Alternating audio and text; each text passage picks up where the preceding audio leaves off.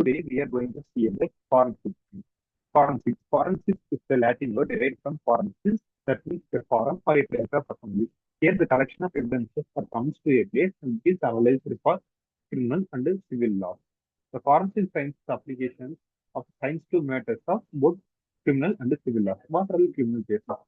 Criminal cases may include murder, robbery, dacoity, etc. Then what are the civil cases? Civil cases are the issues between two persons, or it is between a disputed contract between a businessman and a normal person, or between two corporate companies. That all comes under the civil law. Here, forensics is the use of science and technologies to enforce civil and criminal law to all. It includes many areas like forensic biochemistry, forensic biotechnology, etc. It is also called as an applied science, which means it is multidisciplinary because it has on applications of biology, on application on physics, on application on biochemistry, biotechnology, mathematics, etc. It is also multidimensional in nature. The nature of science. No absolute authoritative solutions, but it offers objective information on what occurred on a crime scene. Here, for example, if a crime scene occurs, here we can find a knife with blood and a cup. The knife has a fingerprint. By analyzing the fingerprint, we can be able to solve the case by finding the culprit. Then, the forensic science, the concept, it is generally based on the principle of principle of exchange. What is principle of exchange? In name itself, there is the word exchange between two objects. Whenever two objects, they may animate or inanimate. If it is microscopic or macroscopic, whenever these two objects come to a physical contact, there they exchange some materials, like if a person and a car. If a car hits the person, the person have some physical evidence and a car also has a physical evidence. A person or a dog. If a dog bites a person, the person leaves some physical evidence. So this is called as the principle of exchange. It is known as the physical evidence. The forensic science essentially deals with laboratory examinations of different types of physical evidences encountered at the scene of crime. Here, generally, physical evidences are preferred over human evidences because human eyewitnesses are easily manipulated. The statement of their first impression is different. The second time, they are giving the same statement but in different ways. In third time, the data is completely different. The fourth time and the fifth time, if compared to the first time, the fifth time, they're telling the same story. They are exhausted under the story. Okay. Then examples of some physical evidences. First, imprints. Imprints are like footprints, shoe marks, time marks. We from the future we can see clearly the footprints and the broken glasses, hairs, fibers, paint chips, documents, fingerprints, other prints, body parts, tool marks, bullet castings, DNA, blood, drugs, soil, etc. First we go see imprints. Imprints are impressions. Okay. Yes, they include fingerprints, body, tire marks, um, blood impressions, blood collection samples. They all comes under this imprint mark. Okay. Fingerprints are nothing but that our hand will fit, they leave some impressions on the object we touch. Okay. Not a single person, not a two person have same type of fingerprint. So yes, by analyzing the fingerprint, we can easily find the culprit from the suspect. Then the broken glass. Broken glass, we can recreate the glass material and we can find how the glass is broken, from which side the glass is broken, which type of material broke the glass. All the evidence are collected from recreating the broken glasses. Then hair samples. From hair samples, we can easily extract the DNA and we can analyze the with all other persons and we can find the culprit. Then fibers. Fibers includes cloth, tracers, and other type of fibers. Then paint chips. Paint chips are some rubbings of the paint. It is if you place little with yellow color paint, there is some odd color like red or orange. It is odd. So we can really find that the person who works in the paint shop. The fingerprints and other things we see. Here, shoe marks. Shoe marks is one of the important marks because if a crime is takes place in apartment, a murder is takes place in the apartment, where during that time there are over 100 people in the apartment. We physically capture them. That time by using the shoe mark. we can shortlist the 100 people into 10 people. So now our suspect list is not 100, it's just 10. It is easy to uh, examine the 10 people, but it's hard to examine the 100 people. Then tire mark. The tire mark found in the site of time. Not all the vehicles have same tire mark. Some tires are small, some tires are big. So by finding that the distance between the tires and the tire size, and so we can find it a car or a truck or a bike, we can easily clearly find out. By finding it, we can easily collect data from the all CCTV footages, and then we can easily find the vehicle owner and the person who commits the crime. Then body or cause. The person who is murdered or killed, that body is the cause. Then tools. The tool marks and the firearms. The tool marks and firearms are the results of the murder. We can find it. And the bullet and casing. Bullet means the bullet is full with gunpowder, and the casing means that empty barrel that is casing. Then DNA and blood. Blood samples are usually collected from a crime murder. Here, the blood is completely dried. It is not in liquid form, it is in the salt form. So we need to collect the blood and we need to convert it into liquid form. How can we convert it into liquid form? Like just adding 0.1% NaCl, we can convert the blood cells into normal blood. From the blood, we can extract the DNA, but the blood cells are low and the DNA extract is very low. By doing PCR, that is polymerase chain reaction, using a thermocycler, we can convert the DNA into large numbers. By using this, we can uh, easily find the suspect. Then drugs and chemicals and soil. These are all the evidences that we collected from a place. Yeah, macro.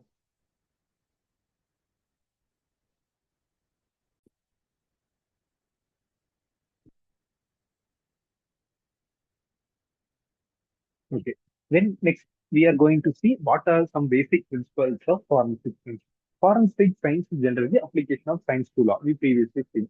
Here, it is a scientific method to examine the theories and clarify ambitious issues in the code. Here, how the crime is committed, who committed the crime, all the issues.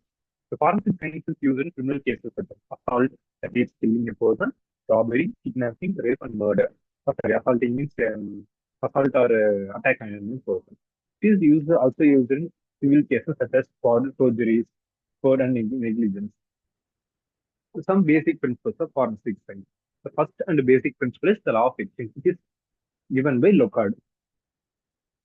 Here, every contact leaves traces. As we see, if the object that is macroscopic or microscopic, or between two persons, whenever they contact with each other, they leave some traces. These evidences are collected and analyzed. Then the principle of individuality. Everything is unique. Every crime is unique in a way. A person who previously committed a crime cannot commit the crime repeatedly in the same manner because he he trying to do more than the first one. So he leave additional information or he overdo the previous crime. So every crime is individual in nature. Then law of comparison. Only similar things can be compared with similar things. For example, a murder case must be compared with a murder case only. Okay. A robbery case only compared with the robbery case only. We cannot compare robbery case with a murder case because two are different things. This is the principle of linkage. It is also an important principle. We need to link all the evidences and all the data we collected in a single line. That is, the crime scene, evidence, victim, accused are linked with each other. Then, some important steps in forensic. What are some important steps? First, we need to secure the scene. The scene is nothing but the area, the murder or a robbery that is committed, securing the scene and separating the witness.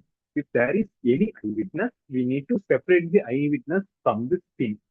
We need to collect the initial data from them, or else sometime later they can be easily influenced by other people and they can give or they do not give the data. So we need to separate them and collect the data. Then scanning the scene. We need to scan 100% of the area thoroughly to see whether any evidences are there. That is receiving the scene. And sketching the scene or taking photography of the scene. It is important because taking photographs can show us more data because the evidences that in the crime scene can be easily removed. So taking photography says that last standing of the evidences. Then searching for the evidences and securing and collecting evidences. Then we collect the evidences and send it to the National Forensics Laboratory. There the evidences can be easily analyzed. Then what are all objectives of forensic evidence? Because every field has their objectives, like bioinformatics have objectives. So here, like the forensic science also has objectives. The first and foremost objective is whether the crime is committed or not. Because in natural causes, like a person who sleeps at night has some cardiac arrest and he is died in the morning. This is completely natural cause, not a crime. Suppose if a man is given poison or someone kills him by uh, nupturing his throat, these are all can cause this to be crime. While investigating a case where a person died, the police, after their initial examination, have found that the person died of the cardiac disease, which happens to be natural cause of death. Here, one can say that crime has not been committed and death occurred because of the natural causes. In this circumstance, we can easily spot out whether it is crime or not. If it is natural cause, it is not a crime. This is fit. Or sometimes, if a person kills him, it is completely crime. The next question is how and when the crime committed. It is most critical factor to determine the way of the crime committed and the time of the crime committed. If a body is collected from an the scene and a doctor postmortem and give the time of death. Once the time of death is identified, we can clearly see all the CCTV footages and we can uh, easily suspect the persons who are all enters the building that time, who are all leaves the building that time, who are all in the building that time. So all the data have been easily analyzed. And the doctor also gives the how the crime is committed. Like here, the neck is completely punctured, or else all the bloods are collected. So these are all the data that are given by the doctor, and that is how and when the crime is committed. Once this information came, half of the case is solved because it is a huge boost for the investigation officer to analyze the case. Then another one important is one big deal is who committed the crime, for which reason. It is a big deal to answer. It depends on the overall examination of all the physical evidences as well as the witness of the crime. Once all the evidences and witness are matched, then this question can be easily answered. Because at the end of the search, there are three to five suspects there. But once all the evidences favors only one person, and it tells that this person committed the crime. Who is that person? Then how it has been completed. Examination of various factors such as documentary evidences, hearsay evidences, eyewitness, and history of the cause. Here, documentary evidences like the physical evidences that are documented or documentary evidence. Hearsay evidence are the data collected from the neighbors or friends about that his past or recent issues. And eyewitness, at the time any person see the crime, they are all eyewitness. And history of the case.